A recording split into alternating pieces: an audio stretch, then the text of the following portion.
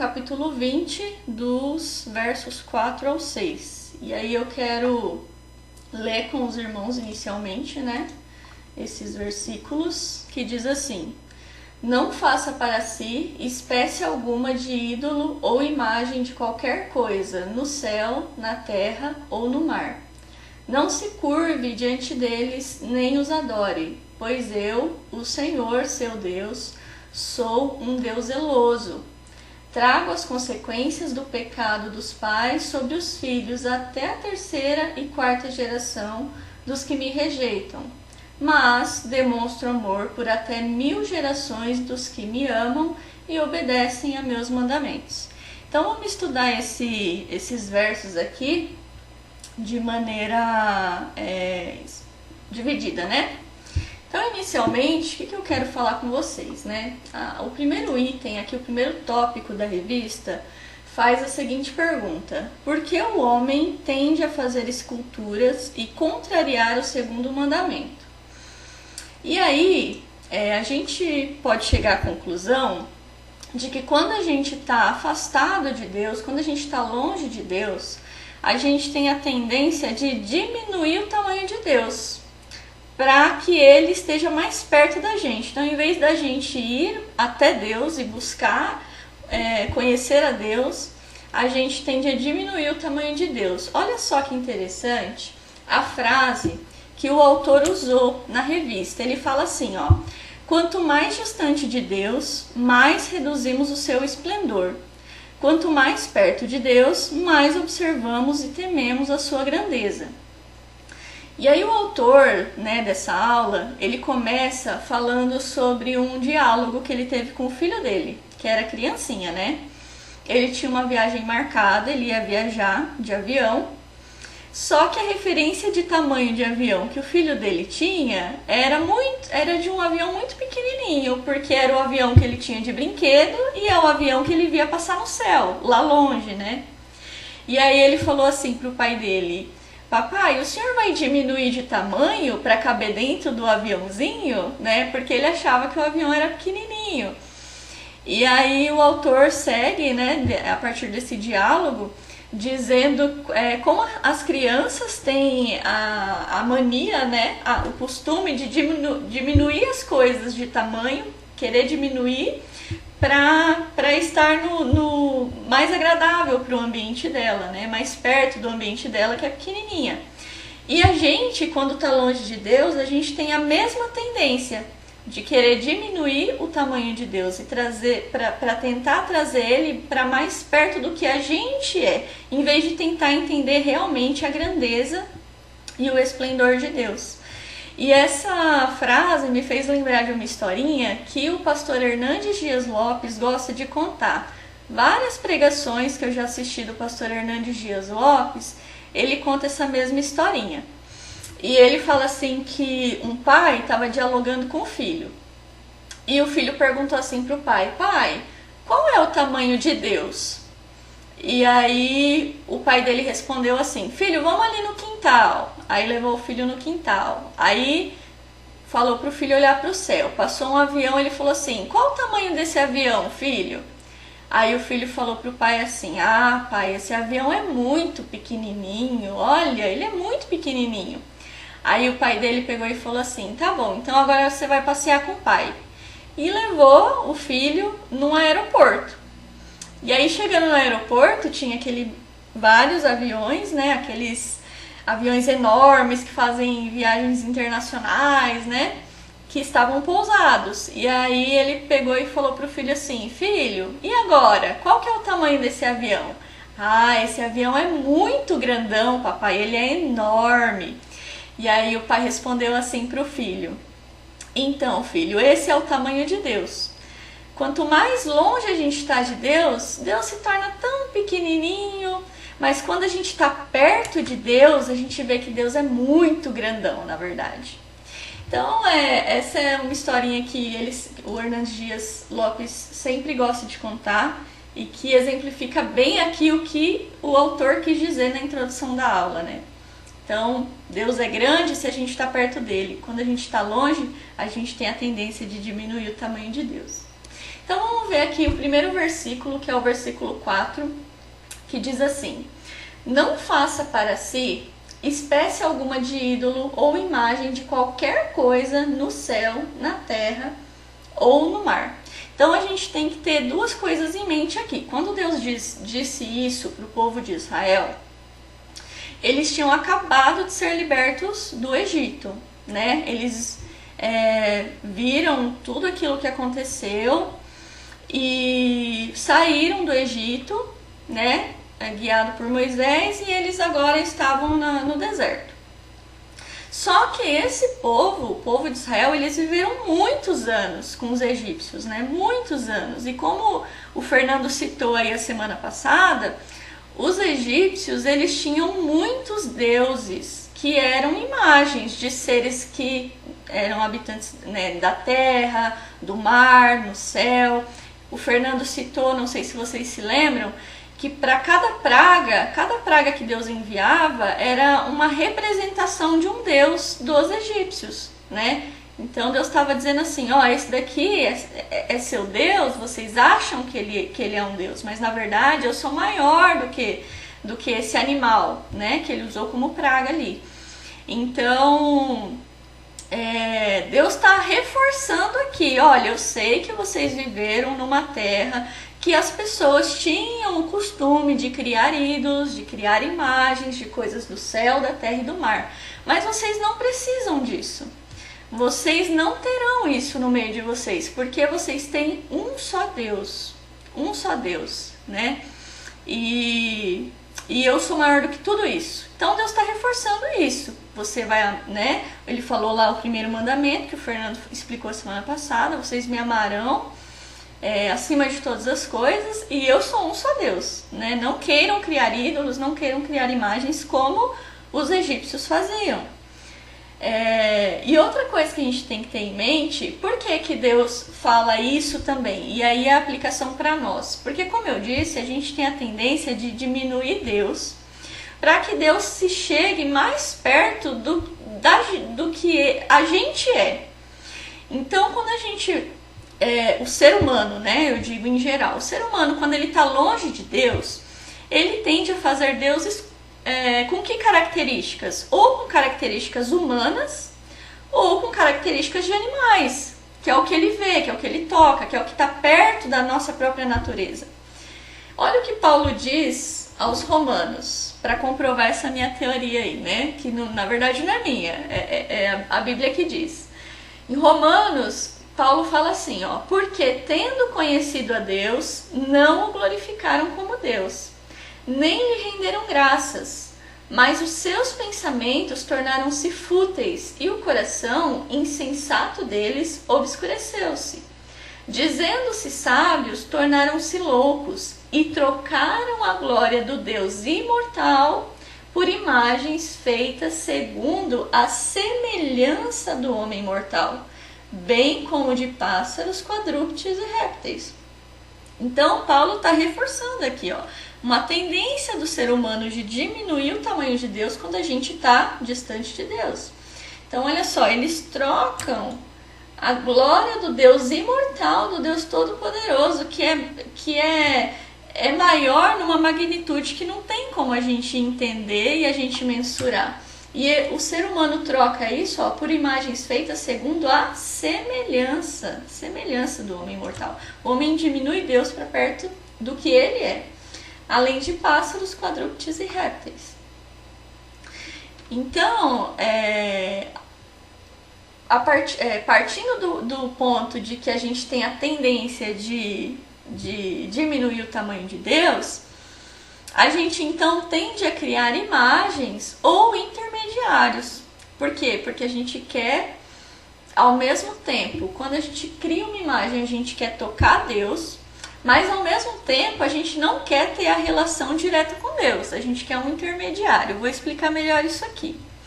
Só que Deus, irmãos, ele não divide a glória dele com ninguém. E ele não quer que a gente tenha intermediários entre ele e o ser humano. Deus quer ter um relacionamento direto com a gente. Olha só o que ele diz em Isaías 42. Eu sou o Senhor, este é o meu nome. Não darei a outro a minha glória, nem a imagens o meu louvor. Então Deus está dizendo que aqui, olha, eu sou o Senhor, o único, não existe outro. Eu não divido a minha glória com ninguém. E eu não quero que existam intermediários ou imagens, né, para tomar o meu louvor. O louvor é diretamente a Ele. Não, a gente não precisa de imagens ou de intermediários, certo? Só que a gente assimila isso aqui e a gente pensa logo em quem? Nos católicos, né? Que costumam ter as imagens lá dos santos, que são intermediários, né? Mas eu vou colocar aqui duas coisas: santos e pastores. Por quê?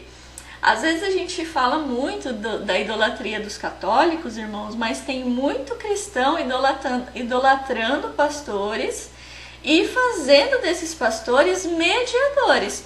Eu não sei se vocês já presenciaram, mas eu já presenciei pessoas falando assim, ó: não, eu vou lá na igreja daquele pastor para aquele pastor orar por mim, porque se aquele pastor orar por mim, eu sei que eu vou receber o meu milagre ou a minha bênção. Ou a pessoa acha que a oração dela não é eficaz, ela precisa da oração do pastor ou do líder dela. Então, na verdade, a diferença entre muitos cristãos hoje, evangélicos, e dos cristãos católicos é só que os santos dos católicos estão mortos e os dos cristãos evangélicos estão vivos, porque são pastores. Mas a verdade é que a gente tem que tomar cuidado do mesmo jeito, porque às vezes a gente gosta tanto de um pastor, né? A gente admira tanto, e tudo bem, não tem problema a gente admirar um pastor, a gente gostar de ouvir esse pastor. Mas a gente tem que sondar o nosso coração para que a gente não faça desse pastor um intermediário, né? Um mediador. Uma coisa que pode acontecer aqui também, eu nem vou ficar falando dos santos, irmãos, porque dos santos a gente já sabe bem, né? É até interessante que os católicos, eles falam que eles não adoram os santos, né? Se você for conversar com um católico praticante, eles falam: não, mas eu não adoro eles, eu só oro para ele, porque ele é o intermediador, né? Mas olha só o que tem acontecido hoje, irmãos. Tem muita gente, por exemplo, que tem negligenciado o seu devocional com Deus, o seu momento com Deus, de abrir a Bíblia, de ler a Bíblia e de fazer uma oração. Tem negligenciado de maneira a usar intermediários para fazer isso. As pessoas estão terceirizando o seu momento com Deus. De que maneira? Quando, em vez de ler a Bíblia ela mesma, meditar na palavra ela mesma e orar ao Senhor, ela prefere assistir um vídeo de uma pregação, né? Ou mesmo um vídeo que foi gravado de devocional, e não tem problema nisso também. É edificante a gente ouvir pregações na internet, até mesmo devocionais. Mas a gente não pode terceirizar o nosso momento com Deus. Quando a gente faz isso, quando a gente só ouve mensagens e a gente não tem o nosso momento com Deus, a gente está terceirizando o nosso momento com Deus. Aquele pastor que fez o devocional, que gravou o vídeo ou que pregou, ele já teve o momento dele com Deus, porque antes dele pregar ou antes de gravar o vídeo de devocional, ele leu a Bíblia, ele orou, né? Então a gente tem que tomar cuidado, porque às vezes a gente está terceirizando, né, e intermediando o momento que deveria ser só nosso com Deus, né? Que a gente mesmo lê a Bíblia, a gente mesmo orar ao Senhor. Então já é um ponto de atenção aqui pra gente, né? Que não é só os santos que são imagens ou intermediários. A gente também pode acabar criando intermediários pra gente. E a gente sabe que não existe intermediários entre nós e Deus, além do próprio Deus. Porque olha só o que o apóstolo Paulo diz em 1 Timóteo. Pois há um só Deus e um só mediador entre Deus e os homens, o homem Cristo Jesus. Esse é o primeiro versículo que a gente pode usar como evangelização, né? Porque é muito claro isso, né? Essa é uma palavra muito clara do apóstolo Paulo, que quebra qualquer tipo de paradigma aí de intermediários que as pessoas possam querer dizer que vale, né? Que os santos são intermediários. Não, a Bíblia está falando que só tem um mediador entre Deus e os homens, que é Cristo Jesus. E quem Cristo Jesus é? Cristo Jesus é uma pessoa da Trindade, é o próprio Deus. E em Colossenses, olha o que Paulo diz, que Jesus é a imagem do Deus invisível, o primogênito sobre toda a criação. Então, o próprio Deus, que é o Deus invisível, decidiu, né, se revelar em imagem através de Cristo Jesus. Então a gente pode dizer que o próprio Deus criou a sua imagem e a intermediação que a gente precisava, né? Paulo diz que todos nós estávamos destituídos da glória de Deus. Nós precisávamos de um mediador entre nós e Deus, para que a gente pudesse voltar a ter relação direta com Deus. Mas ele não usou seres humanos, ele não usou animais, ele usou ele mesmo, a própria pessoa da Trindade, que é Cristo Jesus. Então o próprio Deus nos intermedia com ele mesmo. É até paradoxo, né? Às vezes difícil de entender. E Cristo é a própria imagem do Deus invisível. Então a gente não precisa criar imagens, porque Cristo é a própria imagem, né, de Deus. E só para reforçar aqui, né, e para relembrar que a questão desses santos e dos intermediadores foi protestada, né, foi um dos itens da Reforma Protestante, né. Então a gente, como cristão protestante, né, tem que sempre se lembrar disso. Não pode haver mediadores. E como eu disse, é muito fácil a gente apontar os santos, né? E dizer assim, a gente não pode ter imagens, né? Não pode ter os santos como intermediadores. Mas às vezes a gente acaba fazendo de pastores ou de líderes intermediários também. Então a gente tem que lembrar que só há um intermediário, né, entre nós e Deus, que é o próprio Deus, Cristo Jesus. Certo? Então vamos pra frente aqui. Porque por mais, irmãos, por mais que uma pessoa seja semelhante a Cristo, por mais que a pessoa tenha uma vida exemplar, né, por mais que a gente admire essa pessoa, a gente não pode ter essa pessoa como alguém que tem uma graça especial, ou que é mais poderosa, né, ou que é intermediadora. Isso era muito forte na era medieval, né? Por isso houve a Reforma Protestante, porque as pessoas tinham os padres, os sacerdotes ali como alguém que tinha uma graça especial, como alguém que era mais santo, como alguém que era mais perto de Deus. E infelizmente hoje muitas pessoas ainda têm isso com o pastor, né? Acha que o pastor é mais santo, acha que o pastor tem uma graça especial, acha que o pastor, Deus ouve mais a oração do pastor, né? Então é algo pra gente pensar aí, e eu acho que não é uma coisa para se evangelizar só os cristãos católicos, mas muitos cristãos evangélicos aí ainda tem essa visão, né? De que os líderes, as pessoas que estão ali na frente, tem uma graça especial, mas na verdade ela não tem, né? Todos nós, inclusive os pastores, inclusive os líderes, são carentes da mesma graça, né? De Deus. Olha só o que Calvino diz. Calvino é um dos reformadores, né? Ele fala: devemos ser cuidadosos em não procurar Deus em qualquer outra fonte, senão em Cristo. Sem Cristo, tudo que se apresenta a nós em nome de Deus é um ídolo, né?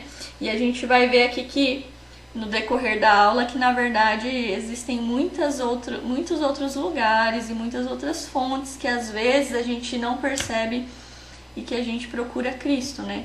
Mas tudo que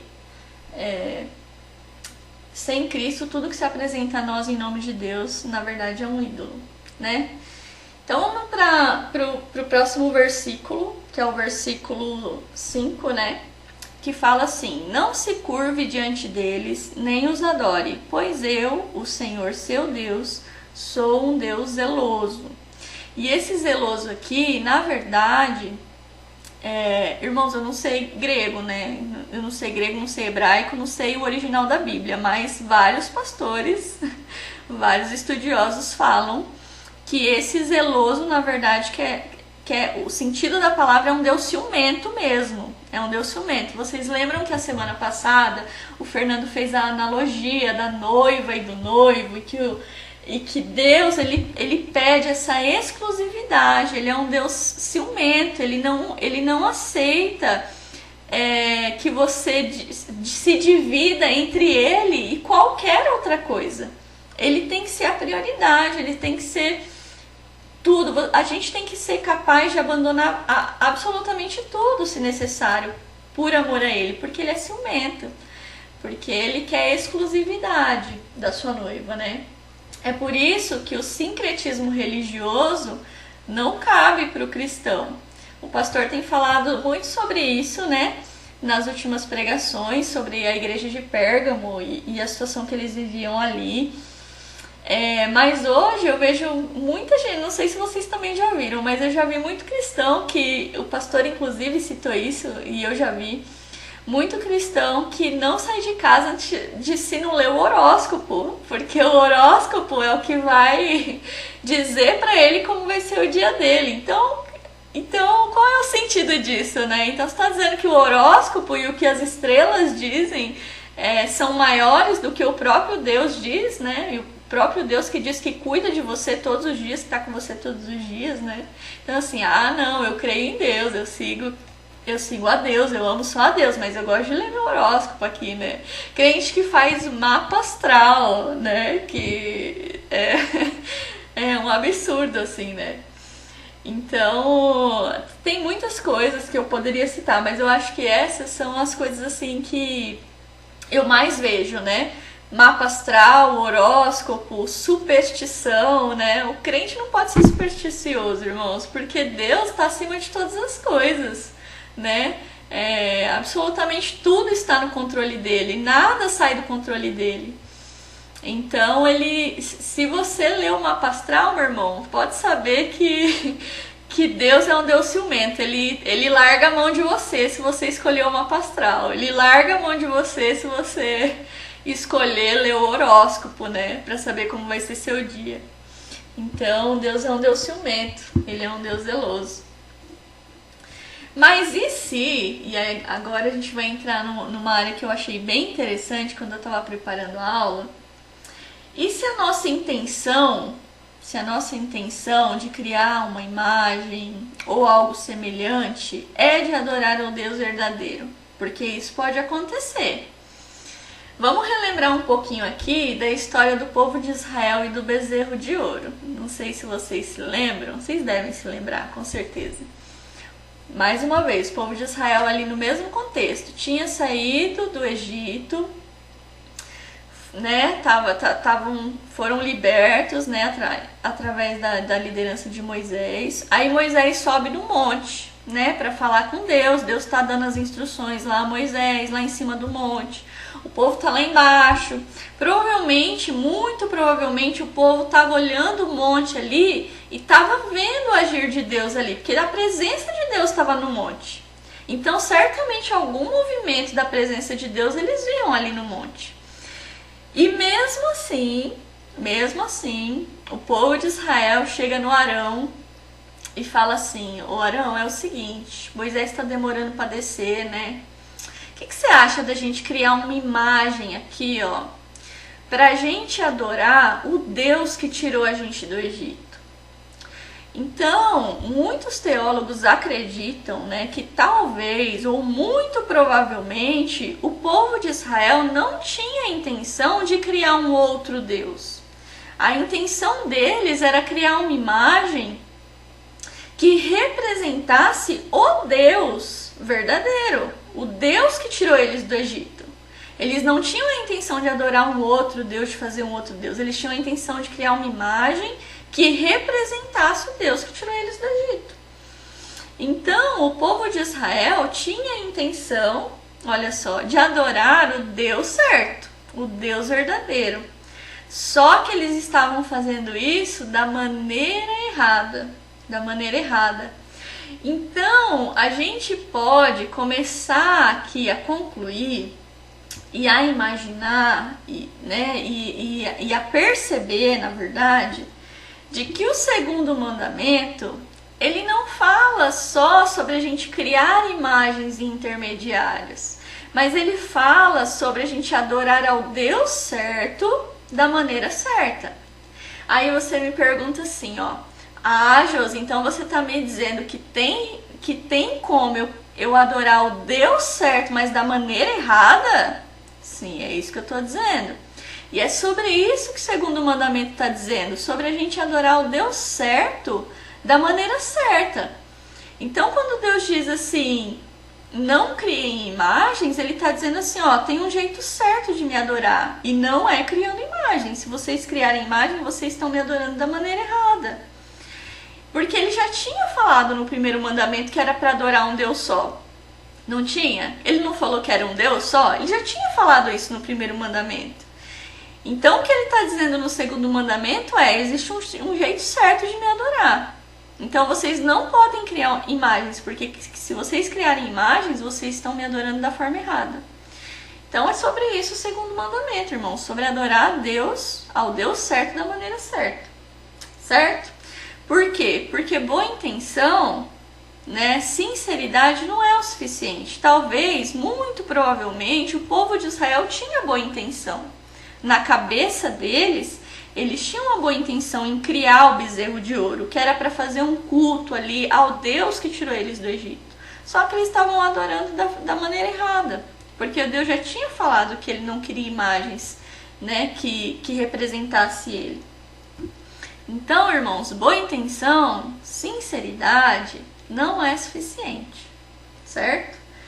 A gente tem que adorar a Deus da forma que Ele determina. E a gente vê que isso fica muito claro na Bíblia, porque se você olhar lá desde o Antigo Testamento, quando Deus começou a criar ali o povo de Israel e Ele separa os levitas, aí o que ele faz? Vai ter um sumo sacerdote, esse sumo sacerdote é o único que pode entrar no Santo dos Santos. Vai ter os sacerdotes, o fogo não pode nunca se apagar. Até a roupa dos sacerdotes, o próprio Deus falou como teria que ser. Então, desde o Antigo Testamento, Deus manipula o jeito certo e Ele diz como Ele quer ser cultuado. E isso não muda no Novo Testamento. Se a gente lê a igreja primitiva, quais eram os elementos da igreja primitiva? Oração, palavra, dízimos e ofertas, louvores, canções, batismo e ceia. É isso. Se você olhar a igreja primitiva, eles seguem também orientações do próprio Deus, de como Deus quer ser adorado. A gente que quer criar elementos diferentes, para adorar a Deus, mas na verdade Deus já diz qual é a maneira certa de adorar Ele. E muitas vezes, elementos legítimos se tornam ilegítimos se a gente usar da maneira errada para adorar a Deus. Então, por exemplo, vou dar um exemplo aqui da Bíblia. A Bíblia é um elemento legítimo que Deus quer que a gente leia em todos os cultos, que haja a pregação da palavra em todos os cultos. Mas se você usa a Bíblia para abrir lá na sua casa, no Salmo 91, para te proteger como amuleto, ele se torna ilegítimo, porque você está usando da maneira errada. Se você pega a Bíblia, abre, fecha o olho assim, abre, aponta num versículo e vai dizer assim, agora Deus vai falar comigo, e aponta aleatoriamente para um versículo, você tá usando um elemento legítimo de forma ilegítima, de forma errada. Deus não quer que você aponte aleatoriamente e leia um versículo. Deus quer que você estude a Bíblia, Foi para isso que Ele deixou. Se você pega, não sei vocês, irmãos, eu fui criada em igreja pentecostal e as pessoas tinham muito uma caixinha de promessas. Eu não sei se vocês já viram, se os tradicionais também já viram isso. Tinha a caixinha de promessa que só tinha versículo bom ali, Era só versículo da bênção. E aí a pessoa amanhecia um dia, nossa, vamos ver qual que é o versículo de hoje que Deus vai falar comigo. E tirava um versículo da caixinha de promessa. E não é assim, né, irmãos? Deus deixou a Bíblia pra gente ler, pra gente compreender, pra gente estudar, pra gente aprender dele, né? Não de maneira aleatória. Então são elementos legítimos que a gente acaba tornando ilegítimos se usar da maneira errada. Então isso daqui eu estou exemplificando para vocês verem que às vezes a gente de muitas formas pode adorar o Deus certo da maneira errada, né? Que boa intenção e sinceridade não é o suficiente. Mas vamos para frente. Eu quero falar com vocês um pouquinho sobre o culto contemporâneo. O culto contemporâneo é feito para quem? Né? As igrejas de hoje. O que a gente tem visto? E aí eu já vou colocar aqui que graças a Deus nós estamos numa igreja saudável, né? Que entende quais são os elementos do culto, que entende como que um culto deve prosseguir. Mas infelizmente a gente vê na igreja brasileira, né, muitas denominações fazendo o quê? Um show, um ambiente agradável, favorável. Por quê? Eles não querem atrair as pessoas pela palavra e para cultuar a Deus. Eles querem atrair as pessoas para um ambiente que elas se sintam bem e agradáveis, né?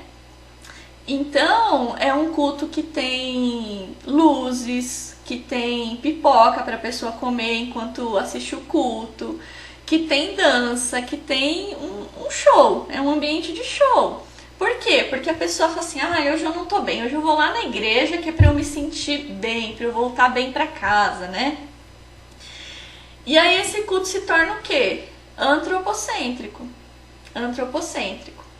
E aí, o que acontece? Esse é o tipo de pessoa que vai pra igreja e fala assim, hoje o culto não foi bom. O culto não foi bom hoje não. O culto hoje, a música não tava boa, o pessoal desafinou, a guitarra errou. Hoje não foi bom não, hoje eu não gostei da mensagem, achei que o pastor não leu um texto bom, né? Então essa pessoa, ela não está indo para a igreja para adorar a Deus. E o culto dela não é teocêntrico como deveria ser, mas é antropocêntrico. E quando a pessoa vai para a igreja, como muitas pessoas vão, e sentem a necessidade de se sentirem bem com o ambiente, na verdade elas estão se auto-idolatrando, porque a vontade delas, o desejo delas está em primeiro lugar em vez da vontade de adorar a Deus. Então, infelizmente, muitas pessoas hoje estão prestando um culto antropocêntrico. É o culto que ela quer ouvir uma palavra que amacie o ego dela e não que confronte ela. É um culto que ela quer ir para sentir emoção, né? Aquela música, aquele worship que mexe, que arrepia, e a pessoa, não, mas eu me arrepiei. Eu falei, mas o arrepio não significa a presença de Deus. Muitas vezes o arrepio é a sua antropocentricidade, a sua auto-idolatria falando, né? O culto tem que ser um culto agradável para Deus. Você tá ali não para você se sentir bem, você tá ali para adorar a Deus. Então, quando o culto é antropocêntrico, a pessoa está se auto-idolatrando. É uma idolatria também. Então, o que a gente tem visto em muitas igrejas contemporâneas hoje? Idolatria do próprio homem, do ego, né? Olha só o que o pastor Mauro Meister fala, né? Resumindo aí o que eu disse. Na cabeça do idólatra, ele está adorando ao Deus certo, mas da maneira que agrada a ele. E isso é idolatria. Devemos tomar cuidado com o que está à nossa volta, mesmo que estejamos tentando fazer algo de maneira sincera, porque a sinceridade não é o suficiente. O nosso coração é enganoso. E eu conheço gente, irmãos, dessas igrejas assim, que realmente na cabeça delas elas estão adorando ao Deus certo da maneira certa, na cabeça delas.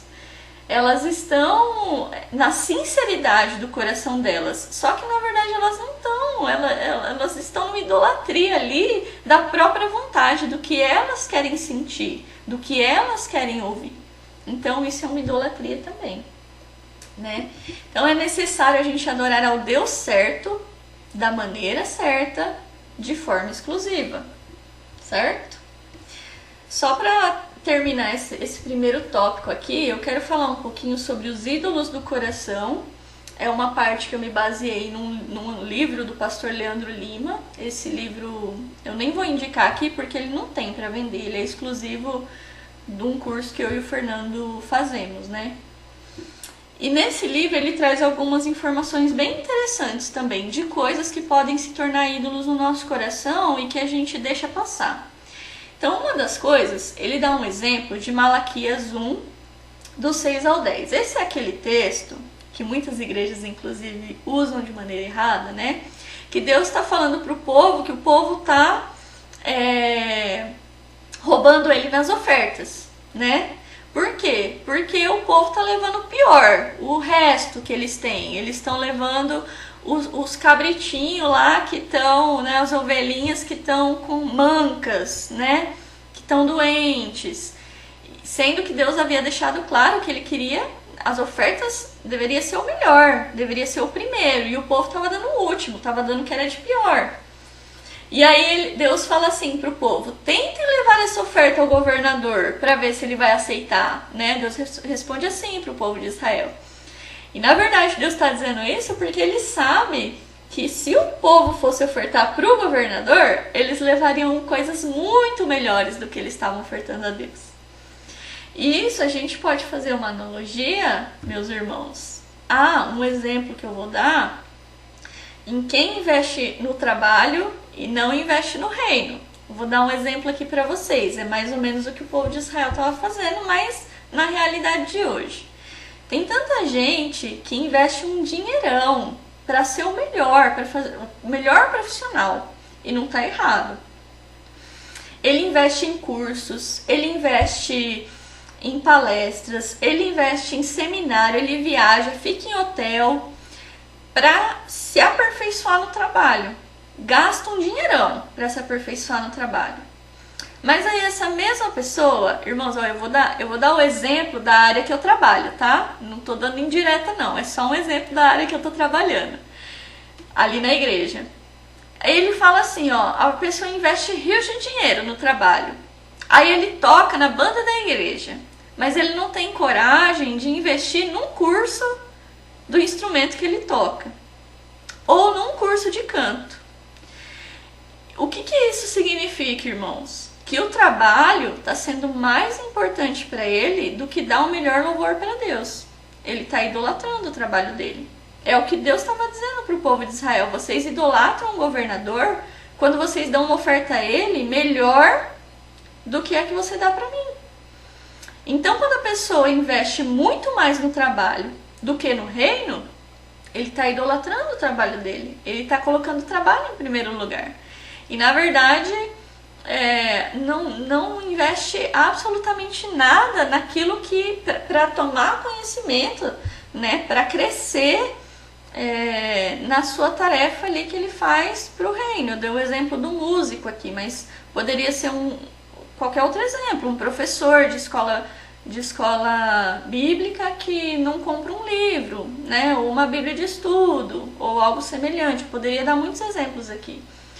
E aí quando a gente faz isso, né, quando a gente investe muito, muito, muito em alguma coisa e em contrapartida não investe naquilo que a gente faz para o reino, a gente está idolatrando aquilo, né?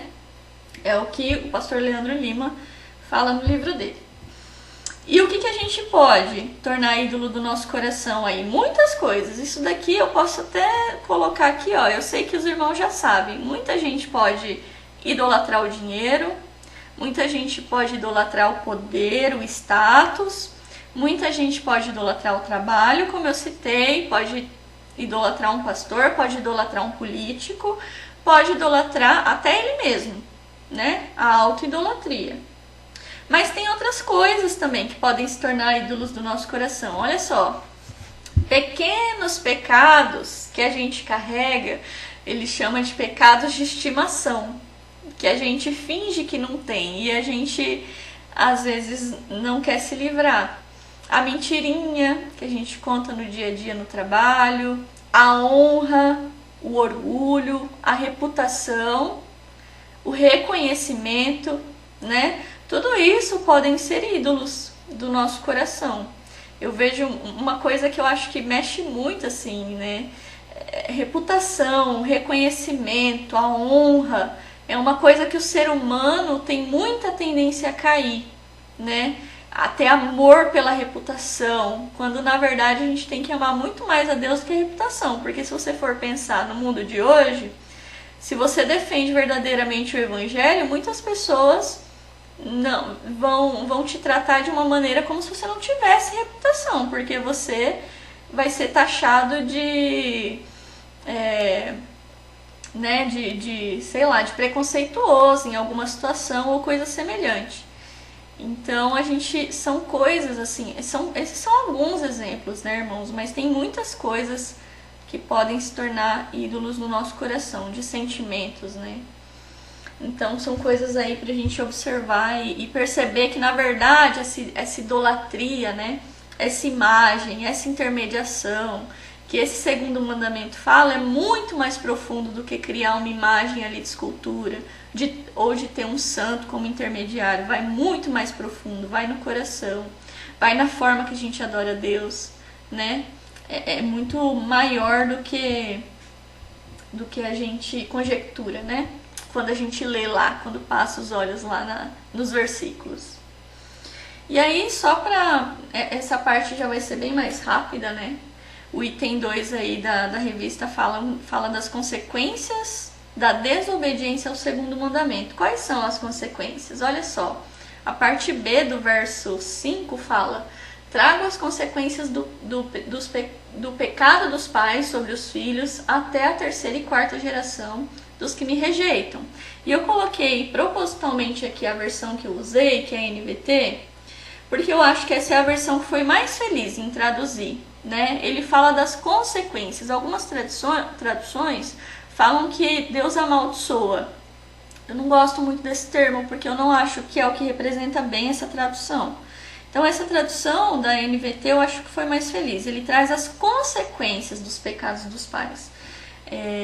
Na verdade, não é que Deus está amaldiçoando os filhos pelos pecados dos pais. Ele simplesmente, consequentemente, o pecado dos pais de idolatria vão para os filhos, ele se estende para os filhos. Por quê? Porque os filhos têm a tendência de seguir o caminho dos pais. Então, se o pai é um pai que tem muito amor e idolatra a sua reputação, os filhos vão seguir essa mesma, né, dando exemplo ali do que eu falei. Se o pai é um pai que idolatra o trabalho, os filhos, consequentemente, muito provavelmente vão seguir o mesmo caminho. Tem a tendência, né, de sofrer a consequência aí do mesmo pecado de idolatria, né? Mas Jesus, olha só o que Paulo diz, que Jesus, com a obra da cruz, nos trouxe misericórdia, cancelando qualquer dívida do passado oriunda dos nossos antepassados. Então aqui só pra gente dar essa explicação, né? A obra da cruz de Jesus, né, a misericórdia de Deus é muito maior do que o pecado da idolatria. Aquele que se arrepende, aquele que vai para Cristo, né, não carrega o pecado, né, dos antepassados, dos pais, né? Enfim, é uma consequência, mas que a partir do momento que a pessoa se volta para Cristo, ela não vai carregar, né? E o 3 é os benefícios dos que adoram apenas a Deus, que é o verso 6, pra gente acabar.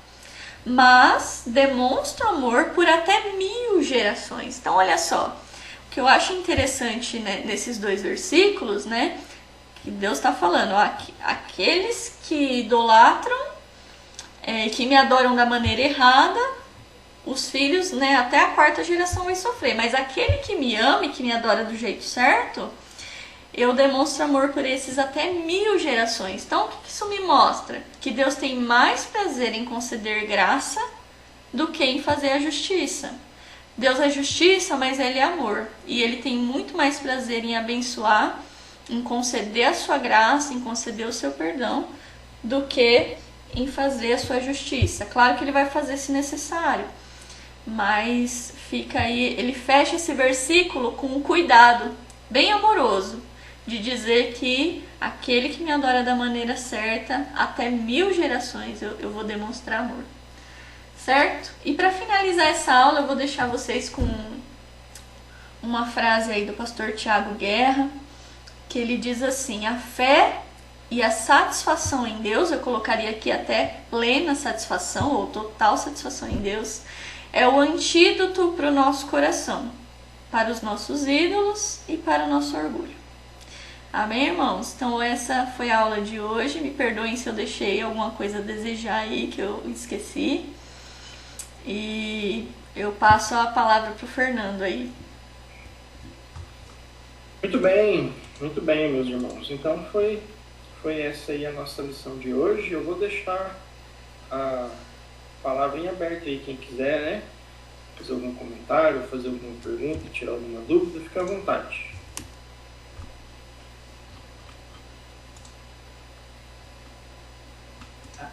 Bom, pode falar, Marcelo. Doutor Hélio, pode falar. Mas, Josi, a senhora deu uma aula excelente, tá? E até tirou algumas dúvidas.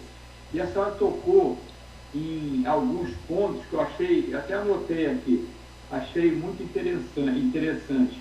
O pastor, não sei se os irmãos mais novos vão conhecer, o pastor Aníbal Pereira dos Reis, que foi ex-padre, ele tem cerca de 42 livros, a maioria sobre o catolicismo, vale a pena ler todos os livros deles, eu tenho quase todos aqui em casa, e ele, num dos livros, ele diz que o homem tem tendência para a idolatria.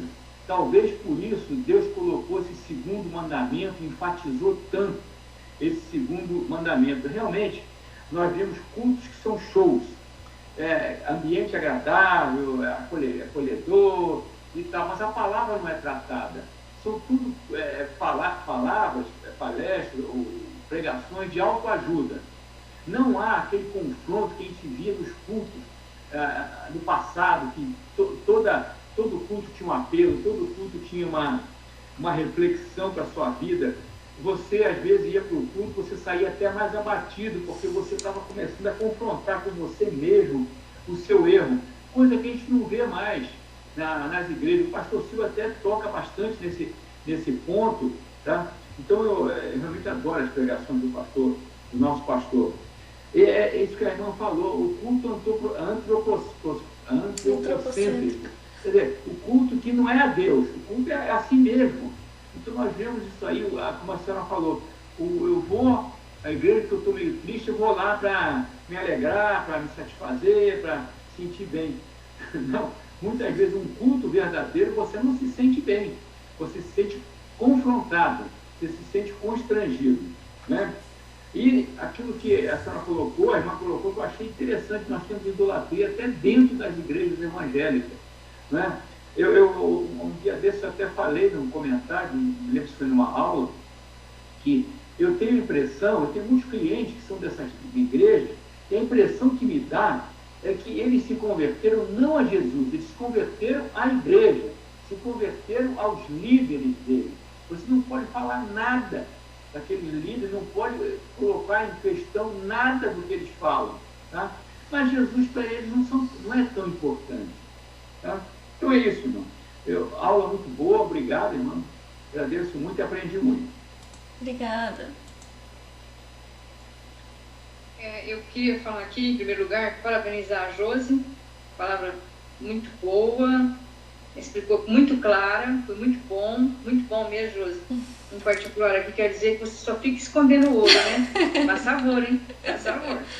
Mas assim, o que eu achei interessante que você trouxe, Josi, achei bacana que você colocou os pontos que os católicos, a gente sabe que os católicos são altamente idólatras, mas você trouxe para nós também, para tomarmos cuidados, coisas que nós podemos ter como ídolos.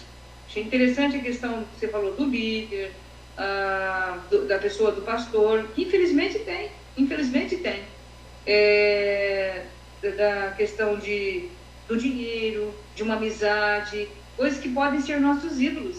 E eu acho que assim, tudo aquilo que toma o lugar de Deus passa a ser uma coisa idólatra, né? Então nós temos que tomar cuidados, porque às vezes a gente pensa que é só imagens, só nas costas dos católicos, e nós às vezes cometemos, às vezes sem perceber, né? De fazer essa inversão de valores aí. Achei muito interessante tudo que você trouxe. Foi assim, para mim foi suficiente, né? Dentro da questão de idolatria. Muito importante mesmo. Parabéns, Deus abençoe. Amém. Ô Josi, achei interessante você citar a questão da caixinha de surpresa, né? De promessa. Né? Hoje quase que não se usa mais, né? Não se vê muito, mas antigamente se usava muito. Acho que o pessoal trocou o horóscopo, né?